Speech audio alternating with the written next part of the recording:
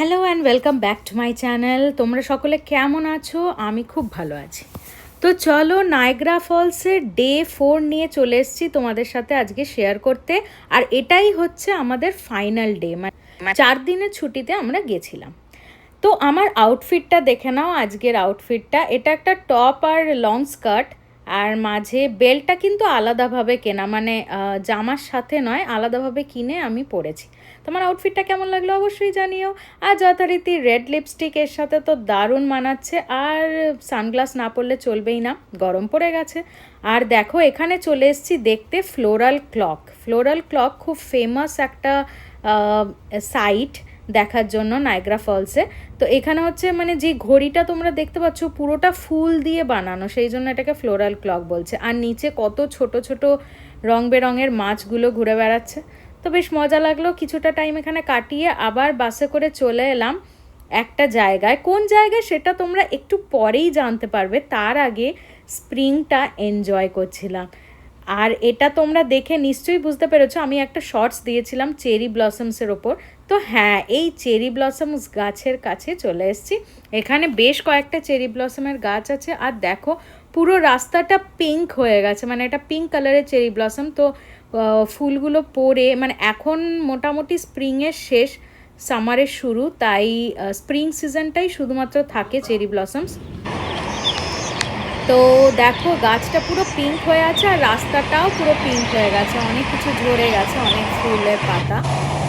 তো আমি এই মানে এখানে এতটা চুপচাপ সাইলেন্স আর এতটা ভালো লাগছিল, সেই সাইলেন্সটাই এনজয় করছিলাম। আর তার সাথে পাখির আওয়াজ তোমরা শুনতেই পাচ্ছ।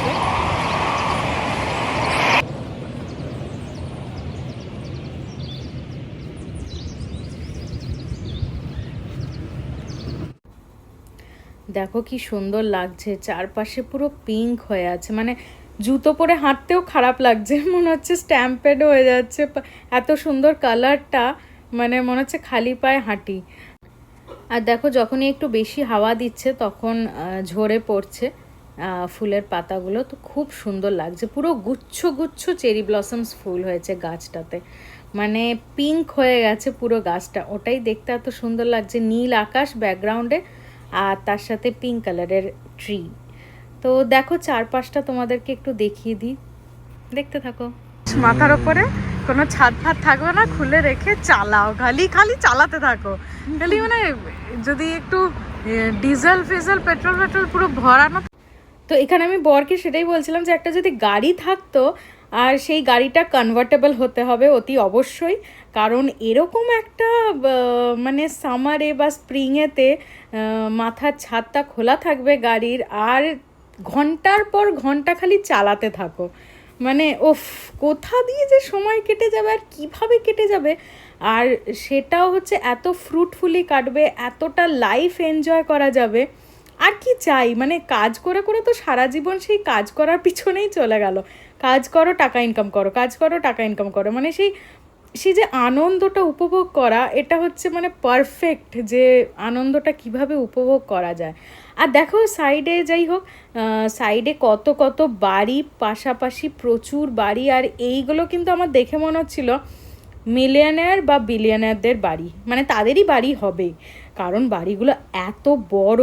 আর সব থেকে বড় কথা, এতটা বিস্তর এলাকা নিয়ে, ওটাই সব থেকে দেখার বিষয়, মানে এত সুন্দর লাগছে, চারপাশে বাগান, গাছপালা, ফুল, আর মাঝে সেই বাড়িটা।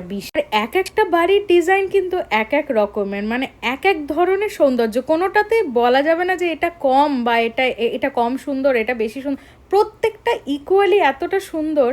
আর এই নিয়ে, মানে এই বাড়িগুলোর ওপর আমি একটা ভিডিও করেছি, যেটা তোমাদের সাথে আমি শর্টসে অবশ্যই শেয়ার করব, তো তোমরা দেখতে পাবে এখানে কি ধরনের বাড়ি হয়। এটা একটু কিন্তু এই জায়গাটা নায়াগ্রা ফলস থেকে বেশ কিছুটা দূরে, মানে মোটামুটি ধরো 30-35 কিলোমিটার দূর, হ্যাঁ 35 কিলোমিটার মতো দূরে।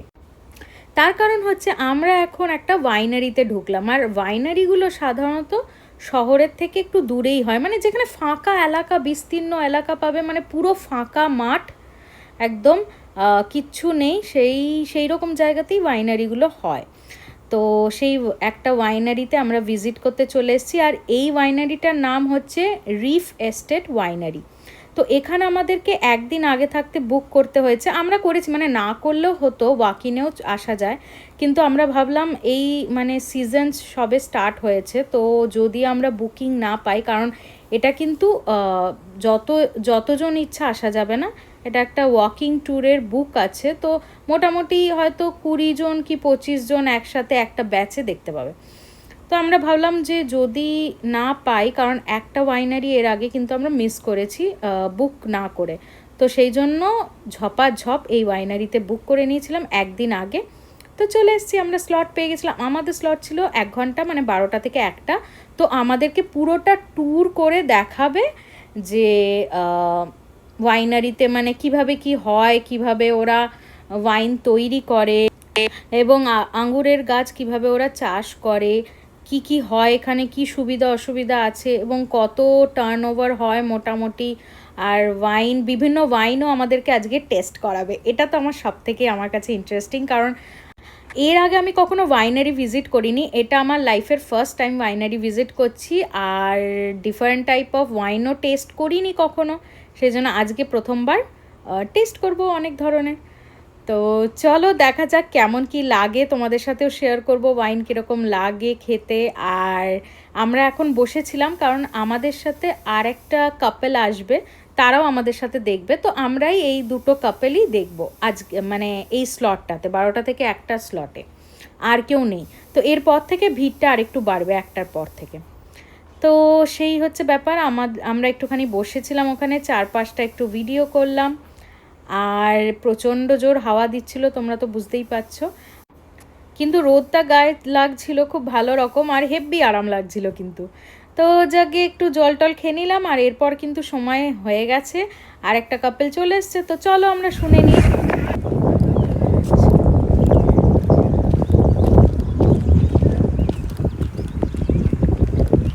আমাদের কিন্তু এক ধরনের ওয়াইন অলরেডি দিয়ে দিয়েছে টেস্ট করার জন্য, তো এটা টেস্ট করলাম। একটু সার টাইপের, মানে একটু হালকা টক টক টাইপের ভাব আছে এটাতে। আমার খেয়ে মোটামুটি লাগলো, খুব ভালো না আবার খুব খারাপও না, ঠিক আছে চলবে। তো চলো ওনার কাছ থেকে বাকি গল্প শুনি। Winery here was established in 1977. Ewald Reif came here from the south of Germany, a 12th generation winemaker. Bought this property. We have 125 acres here, 113 acres of growing land. We grow 16 different grape varietals on property, make just over 46 styles of wine. Right here you'll notice that we have rose bushes at the ends of most of our vines here. Does anybody have an idea of why we put roses here? No? Insect control or pest control? Good guess. So, when the roses bloom, they're nice and sweet, bright colors. That's the first sign or defense against the vines, because the bugs will go after the roses. So, if we have to spray pesticides, our vine master will come out here, spray. Typically, we don't like to if we don't have to. Secondly, if there's a problem with the soil, the pH level of the soil, the leaves will start showing black dots on them. Then they have to come out, assess the soil, make sure that it's not too wet, too dry. If there's a problem with the pH level, they'll adjust it then. So right now we're just at bud break. They're breaking all these beautiful wine leaves on here. The buds are breaking, they're popping open.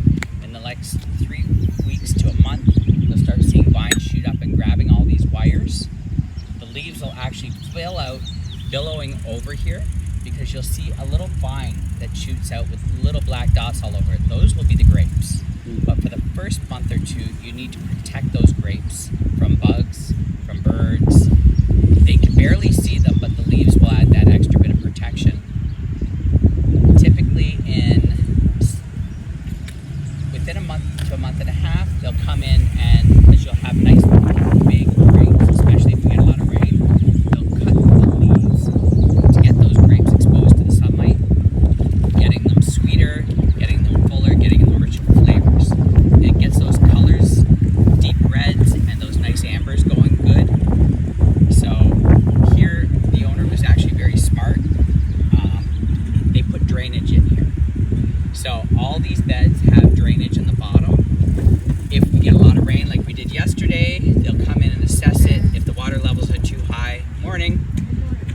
they will actually open the drains up and pump out the water. So we don't get any root rot, so nothing happens to these vines. As well, if it's really dry like last year, they will actually pump water into these drainages and keep the roots nice and green, which would allow the grapes to grow. You don't necessarily have to see it being watered because we can do that all now from underneath. So in 1977, when Paul bought this property, he became a grower from Enniskillen, which is just under this top over there. In 1982, decided to start making his own wines. With making his own wines, he stopped selling to Enniskillen, making his own wines. We started in that front building there. It was an old horse carriage building. We've still got the original German barrels from them. We brought them over here from Germany. Don't use them anymore, they're way too old. At that point, they were probably making about 50 to 80,000 bottles a year. Now, last year, we were producing just over 1 million bottles a year.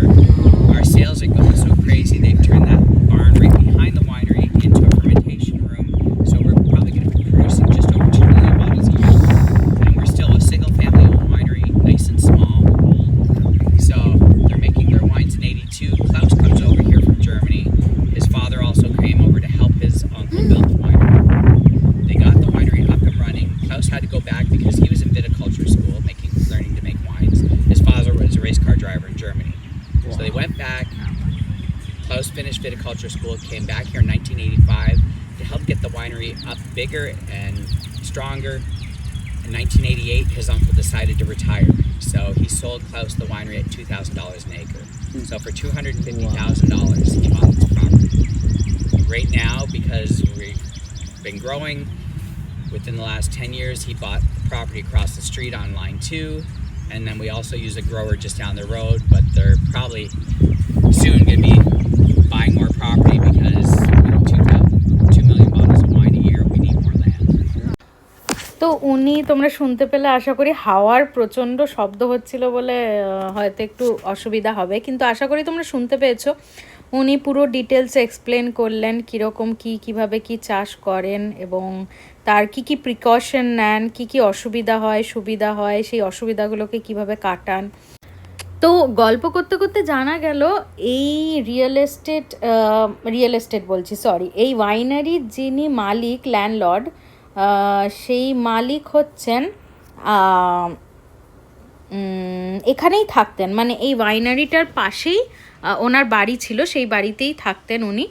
কিন্তু পরের দিকে কি হয় যে এখানে মানে কেউ জানতে পারলে যে মালিক এখানেই থাকে, হয় অনেক রকমভাবে ডিস্টারবেন্সেস, তো কিছু লোক আছে ডিস্টার্ব করতে থাকে বা এরকম। তো সেই জন্য যাই হোক যিনি মালিক তিনি এখান থেকে ছেড়ে চলে গেছেন এবং উনি এখন জার্মানিতে সেটেলড। তো জার্মানি থেকে এখানে আসা যাওয়া করেন প্রায়, আর এই হচ্ছে ব্যাপার। আর উনি কিন্তু কার রেসিংও করেন, মানে হ্যাঁ কার রেসিংয়ের সাথেও যুক্ত। তো সেইটার জন্য মাঝে মাঝে আসেন এখানে কার রেসিংয়ে পার্টিসিপেট করতে। আর ওনার বাবাও নাকি কার রেসার ছিলেন। তো যাই হোক বুঝতেই পারছো তোমরা, মানে বিশাল বড়লোক, মানে ভাবনারই বাইরে, একদম কল্পনার বাইরে, কল্পনার অতীত।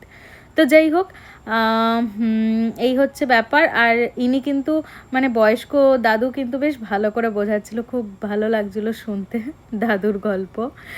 আর চলো এদিকটায় চলে যাই, এখানে তো দেখালো তারপর ওরা কিভাবে কি প্রসেস করে, ট্রিটমেন্ট কোথায় হয়, বেসিক্যালি ট্রিটমেন্ট প্ল্যান্টটা কীরকম দেখতে হয় যেখানে প্রসেসিং হয় এই গ্রেপস জুসগুলো, তো সেইটা দেখাতে এখন নিয়ে যাচ্ছে। তো চলো যাই আর দেখে নিই কীরকম কী ব্যাপার।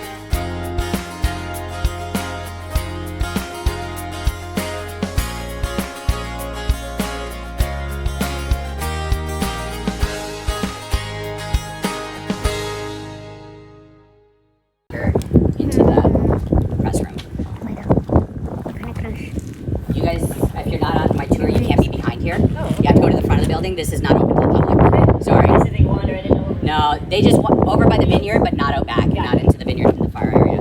So just stay over by the side, by the tent area. Thank you. So yeah. চলো আজকের ভিডিওটা এই অবধি।